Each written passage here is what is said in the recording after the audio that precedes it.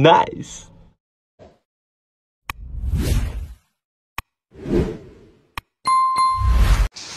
Hello good morning अनि नमस्कार साथीहरू। आज चाहिँ मेरो छुट्टीको दिन हुन त हिजै छुट्टी हो, फर्स्ट डे छुट्टी हो, फ्राइडे आज पनि सुत्ने दिन, तर भरे बेलुका चाहिँ ड्युटी जानुपर्छ है।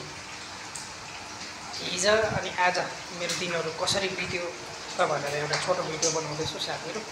भिडियो अन्तिमसम्म हेरेर साथ दिनु होला है। अब अहिले चाहिँ यो हाम्रो फ्राइडे मार्केटदेखि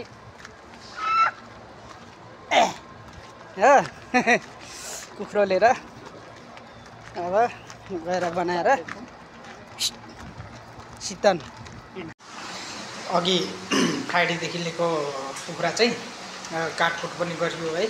अब काटेको चाहिँ मैले काटेको मारेको चाहिँ भिडियो बनाइनँ। अब यहाँ चाहिँ फ्राईको कार्यक्रम चलिरहेछ। यसलाई चाहिँ मसला ससला मोलेर चाहिँ सट्ट यस्तो बनाइयो।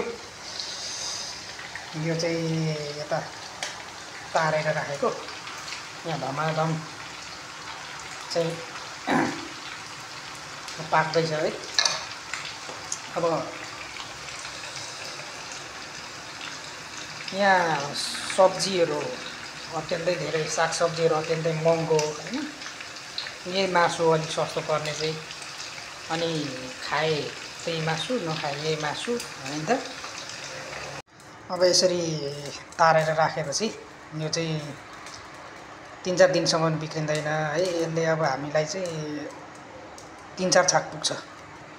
थोरै ग्रेभी बनायो, त्यसमा सट्ट हाल्यो है। यसलाई सट्ट फ्राई गरेर राखेको छु। यसलाई फ्राईमा यसलाई फ्राई गरेर राख्दाखेरि बिग्रिँदैन। अब यसलाई टक्क फ्रिजमा राख्ने हो, थोरै निकाल्ने, हल्का ग्रेभी बनाउने, त्यसमा सट्ट हाल्ने, खाने। ल चिकनलाई सबै तारिसक्यो। अब यहाँ मरमसला सबै काटेर रेडी गरेको छु।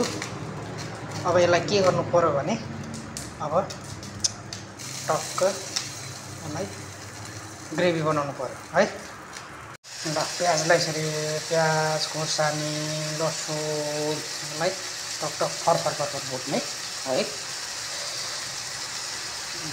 अन्त यहाँ टमाटर बाँटिने छ, टमाटर यसलाई पनि हाल्नु पर्यो। ग्रेभी पनि बन्यो। अब यसमाथि चाहिँ मासु हालिदिने हो, अहिलेको तारेको।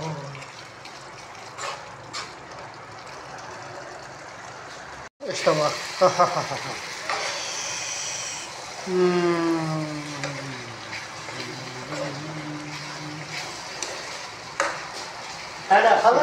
खलास कुल्लो खलास।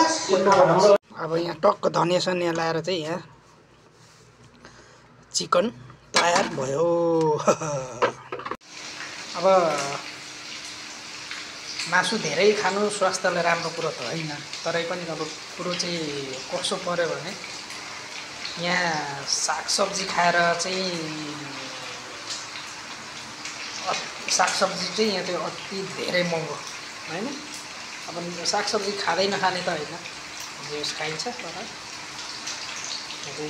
धेरै जसो चाहिँ अब मासु गल्फ कन्ट्रीतिर अब जता पनि त्यही हो। अब सागसब्जी महँगै पर्छ होइन, त्यही भएर मासु चाहिँ टुट्दैन।